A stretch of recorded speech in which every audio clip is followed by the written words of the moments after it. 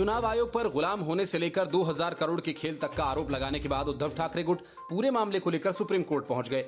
उद्धव ठाकरे के हिसाब से चुनाव आयोग ने बेईमानी से एकनाथ शिंदे गुट को शिवसेना का असली हकदार बनाया है, लेकिन जिस तेजी और तेवर के साथ उद्धव ठाकरे अपने कांग्रेसी वकील अभिषेक मनु सिंघवी के साथ सुप्रीम कोर्ट पहुंचे, उसी तेजी के साथ उन्हें लौट जाना पड़ा। वजह यह है कि ठाकरे गुट महाराष्ट्र के मुख्यमंत्री एकनाथ शिंदे के नेतृत्व वाले गुट को पार्टी का नाम शिवसेना और चुनाव चिन्ह तीर धनुष आवंटित करने के चुनाव आयोग के कदम को चुनौती देते हुए सुप्रीम कोर्ट से जल्द सुनवाई की मांग की, लेकिन सुप्रीम कोर्ट ने तत्काल सुनवाई करने से इनकार कर दिया और कहा कि आपने अपनी अर्जी को जल्द सुनवाई की मांग के लिए मेंशनिंग लिस्ट में शामिल नहीं किया है। बिना लिस्ट में शामिल किए कोई तारीख अदालत की ओर से नहीं दी जा सकती। आप पहले जरूरी औपचारिकता पूरी करके कल आइए। मतलब साफ है कि चुनाव आयोग के फैसले के आरोपों की सियासत कर रहे उद्धव ठाकरे को ज्यादा भाव कोई नहीं दे रहा है।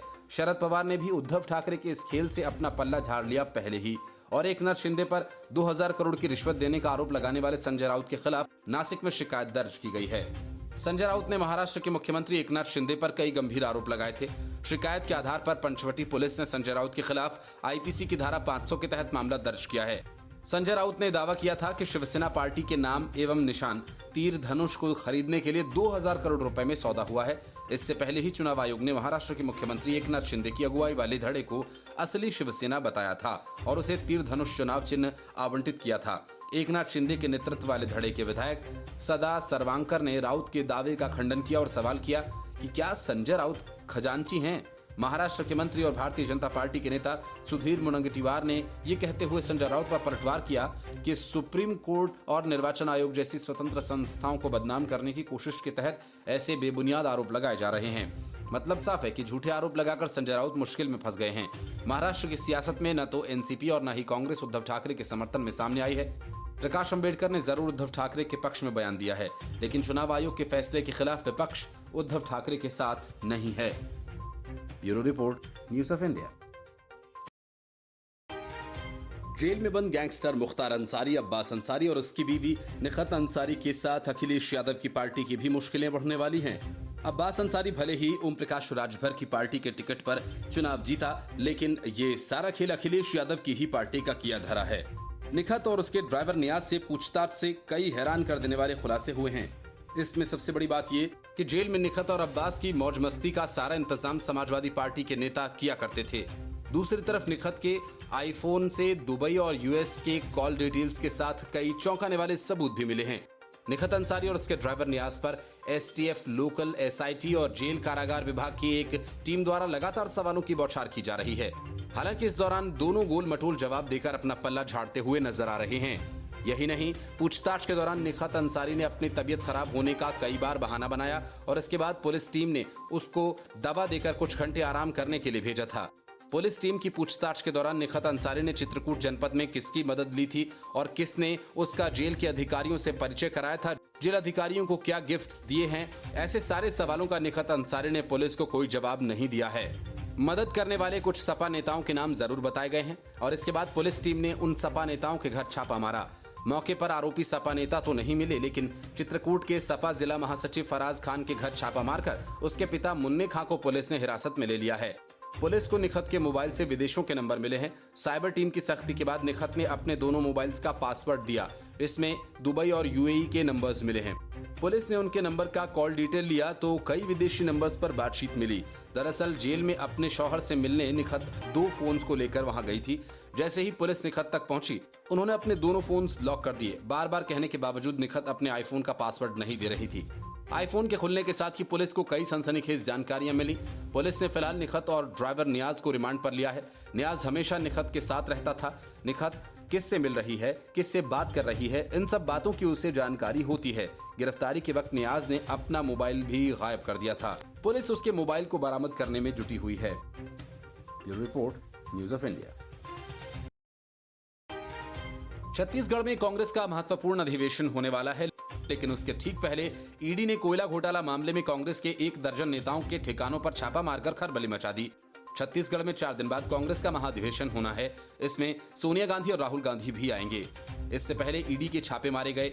बौखलाई कांग्रेस ने कहा कि ये कार्रवाई अधिवेशन को डिस्टर्ब करने के लिए है। सुबह 5 बजे ईडी की टीम राजधानी रायपुर में कांग्रेस के कई दिग्गज नेताओं के घर पहुंची और दस्तावेजों को खंगालने लगी। कांग्रेस नेताओं के घर ईडी की कार्रवाई से हड़कंप मच गया है। राज्य में पहले भी ईडी की टीम कई बार कार्रवाई कर चुकी है, लेकिन पहली बार सीधे तौर पर कांग्रेसी नेताओं के घर पर टीम ने छापा मारा। जिन नेताओं के यहां छापे मारे गए उनमें प्रदेश कांग्रेस कमेटी के कोषाध्यक्ष रामगोपाल अग्रवाल, श्रम कल्याण मंडल अध्यक्ष सुशील सन्नी अग्रवाल, विधायक देवेंद्र यादव, प्रवक्ता आरपी सिंह, विनोद तिवारी, कांग्रेस के मीडिया प्रवक्ता आरपी सिंह आदि शामिल हैं। छत्तीसगढ़ के मुख्यमंत्री भूपेश बघेल ने कहा कि अडानी की सच्चाई खुलने और भारत जोड़ो यात्रा की सफलता से हताश हो चुकी भाजपा ध्यान भटकाने की कोशिश कर रही है। छत्तीसगढ़ कांग्रेस अब ईडी दफ्तर का घेराव करने की तैयारी कर रही है। भूपेश बघेल ने सोमवार को ट्वीट कर ईडी के छापों की जानकारी दी और लिखा कि प्रदेश कांग्रेस कोषाध्यक्ष और पूर्व उपाध्यक्ष और विधायक समेत कई साथियों के घरों पर ईडी ने छापा मारा। 4 दिन बाद रायपुर में कांग्रेस का महाधिवेशन है। तैयारियों में लगे साथियों को इस तरह रोक कर हमारे हौसले नहीं तोड़े जा सकते। भारत जोड़ो की सफलता और अडानी की सच्चाई खुलने से भाजपा हताश है। ये ध्यान भटकाने का प्रयास है। हम लड़ेंगे और जीतेंगे। इसके पहले जांच एजेंसीज ने बताया था कि छत्तीसगढ़ में ट्रांसपोर्ट किए जाने वाले हर टन कोयले पर 25 रुपए की अवैध वसूली की गई थी। इसमें राजनेता, सरकारी अफसर और व्यापारी शामिल थे। ईडी के मुताबिक 2021 में 500 करोड़ रुपए की अवैध वसूली की गई थी। अक्टूबर 2022 में ईडी ने इस घोटाले के सिलसिले में 40 ठिकानों पर छापा मारा था। इस दौरान 4 करोड़ कैश, करोड़ों की संपत्ति और दस्तावेज बरामद किए गए थे। चुनाव आयोग के फैसले के बाद एकनाथ शिंदे गुट ने शिवसेना को अपने कब्जे में लेने की कोशिशें शुरू कर दी हैं। शिंदे गुट ने पार्टी के नाम और निशान के बाद पार्टी के ऑफिस पर कब्जा जमाना शुरू कर दिया है। शिंदे गुट के भरत गोगावले के साथ कुछ विधायक विधानमंडल में घुस गए और शिवसेना कार्यालय पर कब्जा कर लिया। पहले इस कार्यालय पर ठाकरे समूह का नियंत्रण था। यहाँ लगे बोर्ड और बैनर्स को हटा दिया गया है और उसके बाद भरत गोगावले ने विधायकों सहित इस कार्यालय को अपने नियंत्रण में ले लिया है और उनका कहना है कि अब शिवसेना हमारी पार्टी है। अब हम अन्य कार्यालयों को लेने के लिए कानूनी प्रयास करेंगे। एकनाथ शिंदे की बगावत के बाद शिवसेना में अंदरूनी फूट आ गई थी। तब से महाराष्ट्र की राजनीति में शिंदे ग्रुप और ठाकरे ग्रुप नाम के 2 ग्रुप देखे गए। दोनों गुटों की ओर से कई दावे और प्रतिदावे किए गए। साथ ही आरोप प्रत्यारोप का दौर भी चला। वहां से ये लड़ाई सुप्रीम कोर्ट तक पहुंच गई और वहां से मामला कई दरारों में बढ़ गया। इसी तरह केंद्रीय चुनाव आयोग ने शिवसेना के नाम और पार्टी के चुनाव चिन्ह को लेकर बड़ा फैसला सुनाया। महाराष्ट्र की राजनीतिक संकट में उद्धव ठाकरे के लिए ये एक बड़ा झटका माना जा रहा है। सांसद अरविंद सावंत ने कहा कि इसमें हैरान होने की कोई बात नहीं है। उनका उन्माद ऐसा ही रहने वाला है। कौन इस संबंध में सुप्रीम कोर्ट जाने के लिए हमारा इंतजार करने को तैयार होगा। हम इस पर सुप्रीम कोर्ट के फैसले के बाद ही स्टैंड लेंगे। अब बहस करने का कोई मतलब नहीं है।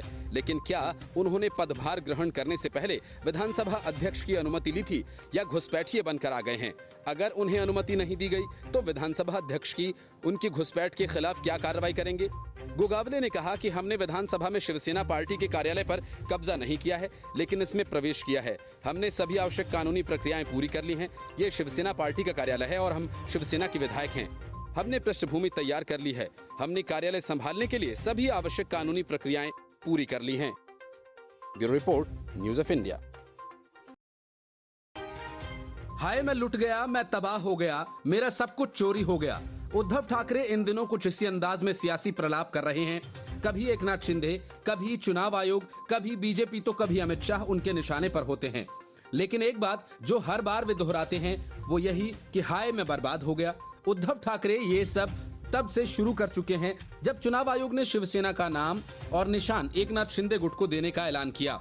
नाम निशान छिन जाने के बाद उद्धव ठाकरे को सबसे ज्यादा चिंता शिवसेना फंड की है, जो वे एकनाथ शिंदे गुट को नहीं देना चाहते। उद्धव ठाकरे ने अपने ताजा बयान में कहा कि पार्टी का चुनाव चिन्ह चुराना एक सोची समझी साजिश थी।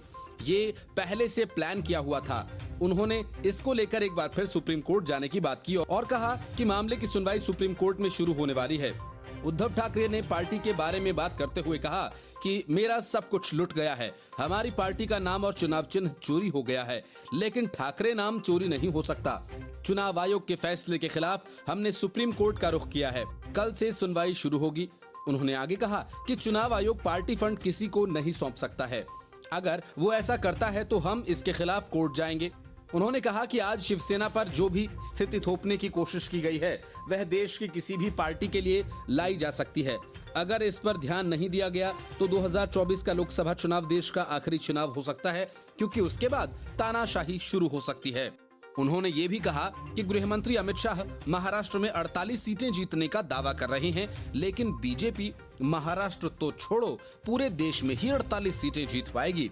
इसके अलावा उन्होंने अपनी पार्टी पर चुनाव आयोग की कार्रवाई पर भी बात की है। दरअसल हाल ही में अमित शाह ने महाराष्ट्र में राज्य की सभी 48 सीटें बीजेपी और गठबंधन के जीतने की बात कही थी। उद्धव ठाकरे ने इसका जवाब दिया है। साल 2019 के लोकसभा चुनाव में बीजेपी और शिवसेना गठबंधन ने 48 में से 42 सीटें जीती थीं। उद्धव ठाकरे ने यह भी कहा कि साल 2024 का चुनाव आखिरी चुनाव साबित होगा और इसके बाद देश में नंगा नाच होगा। Bureau report, news of India. JDU की सदस्यता और विधान परिषद की सदस्यता से इस्तीफे का ऐलान करते हुए उपेंद्र कुशवाहा ने नीतीश कुमार के साथ अपना सियासी चूल्हा अलग कर लिया। वे 7 बार पाला बदल चुके हैं। ताजा मामला 8वां है। कुशवाहा के इस्तीफे से फिलहाल तो कोई फर्क नहीं पड़ता, लेकिन जिस लवकुश समीकरण के सहारे नीतीश सत्ता के शिखर तक पहुंचे, वह समीकरण पूरी तरह से बिखर गया। जदयू छोड़ते हुए कुशवाहा ने कहा कि सीएम नीतीश कुमार की नीयत ठीक नहीं है। उन्होंने कहा कि उन्होंने नीतीश कुमार का साथ दिया, लेकिन बदले में उन्हें धोखा मिला। उपेंद्र कुशवाहा ने कहा कि 2005 की जीत ने नीतीश कुमार को कर्पूरी ठाकुर के विरासत की जिम्मेदारी दी। उन्होंने उस विरासत को आगे बढ़ाने का काम अपने शासनकाल के दौरान काफी अच्छे तरीके से किया। बिहार को खौफनाक मंजर से बाहर निकाला और लोगों के बीच शांति कायम हुई, विकास हुआ। उन्होंने इस काम के लिए नीतीश की तारीफ की, लेकिन अंत भला तो सब भला कहावत का जिक्र करते हुए कहा कि अंत ही बुरा हो गया। उपेंद्र कुशवाहा ने कहा कि नीतीश कुमार आज जिस ओर चल पड़े हैं, वो न सिर्फ उनके बल्कि उनकी पार्टी और बिहार की जनता के लिए भी बहुत बुरा है। कुशवाहा ने 2020 विधानसभा चुनाव का भी जिक्र किया, जब वो नीतीश के साथ आ गए थे। उन्होंने कहा कि जनता का आदेश था कि अगर हम बंटे रहे तो बिहार में पुरानी स्थिति लौट आएगी। उपेंद्र कुशवाहा ने दावा किया कि गठबंधन बनने के समय उन्होंने ये सुझाव दिया था कि इसका नेतृत्व नीतीश कुमार अपने हाथ में रखें और इसका आश्वासन भी मिले। लेकिन सरकार बनने के कुछ ही दिन बाद राजद नेताओं द्वारा गठबंधन पर टिप्पणियों की चर्चाएं होने लगी और नीतीश कुमार भी कहने लगे कि वो बिहार का भविष्य तेजस्वी यादव को सौंपना चाहते हैं, उन्हें सीएम बनाना चाहते हैं। कुशवाहा ने कहा कि पार्टी के साथी और आम जनता की सलाह पर उन्होंने कर्पूरी ठाकुर की विरासत को बुरे हाथों में मूक दर्शक बनकर देखने की बजाय नया रास्ता निकाला है। उपेंद्र कुशवाहा ने राष्ट्रीय लोक जनता दल नाम से नई पार्टी बनाने की घोषणा की। उन्होंने कहा कि तेजस्वी यादव ही फिलहाल बिहार के असली सीएम हैं और नीतीश बस डिप्टी सीएम बनकर रह गए हैं। Bureau report, news of India.